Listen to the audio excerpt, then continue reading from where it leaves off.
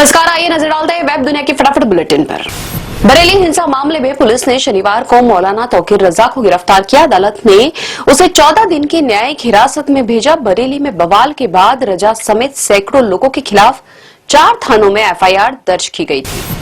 लद्दाख के पुलिस महानिदेशक एसडी सिंह जामवाल ने शनिवार को कहा कि सोनम वांगचुक के विरोध प्रदर्शनों के वीडियो सीमा पार भेजने वाले एक पाकिस्तानी खुफिया एजेंट की पिछले माह हुई गिरफ्तारी के संदर्भ में पुलिस वांगचुक के पाकिस्तान से कथित संबंधों की जांच कर रही है। जामवाल ने वांगचुक को बुधवार को हुई हिंसा का जिम्मेदार बताया है। केंद्रीय गृह मंत्री अमित शाह ने बिहार में कहा कि इस बार राज्य में 4 दिवाली, पहली राम के अयोध्या लूटने की खुशी में दूसरी महिलाओं के खाते में 10-10 हजार, तीसरी जीएसटी सुधार से 395 वस्तुओं के दाम घटे, चौथी जब 160 से सीटों के साथ राज्य में एनडीए की सरकार बनेगी।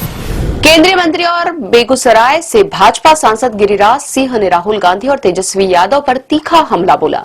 कहा, राहुल गांधी देश में गृह युद्ध करना चाहते हैं। ये दोनों नेता आई लव मोहम्मद के साथ खड़े हैं।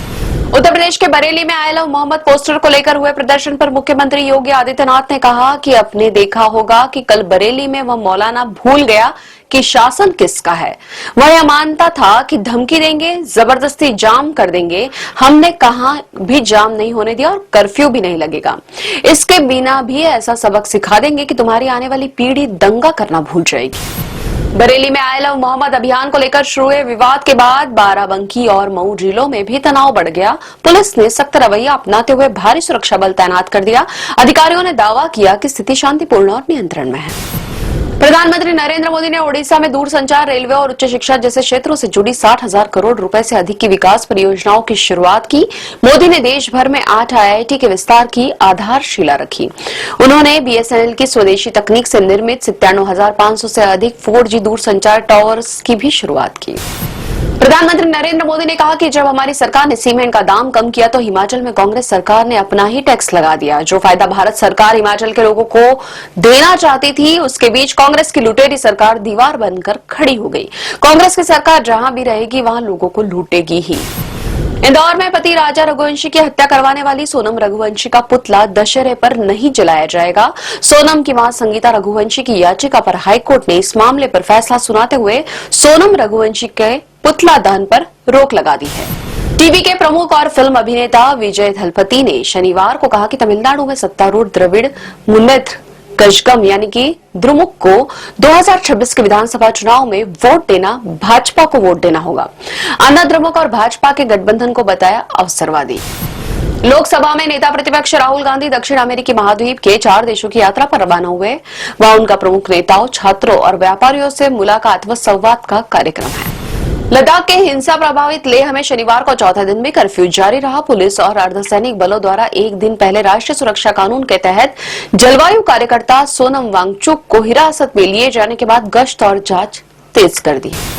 जम्मू कश्मीर के बारामूला से लोकसभा सदस्य शेख अब्दुल रशीद ने कहा कि वह अहिंसा के सिद्धांत के महत्व को उजागर करने के लिए गांधी जयंती की पूर्व संध्या पर तिहाड़ जेल में 2 दिवसीय भूख हड़ताल पर बैठेंगे। अब्दुल रशीद को इंजीनियर रशीद के नाम से भी जाना जाता है। दिल्ली गुरुग्राम एक्सप्रेसवे पर शनिवार तड़के एक थार कार के डिवाइडर से टकरा गई। पुलिस ने बताया कि हादसे में 5 लोगों की मौत हो गई जबकि एक व्यक्ति घायल हो गया।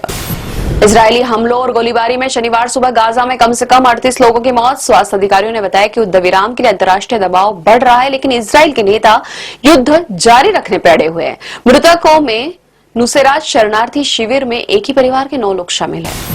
पाकिस्तान के सुरक्षा बलों के तहरीक तालिबान पाकिस्तान से जुड़े 17 उग्रवादियों को ढेर किया। उत्तर पश्चिमी खैबर पख्तूनख्वा प्रांत में सुरक्षा बलों ने प्रतिबंधित संगठन टीटीपी के खिलाफ संयुक्त अभियान चलाया था।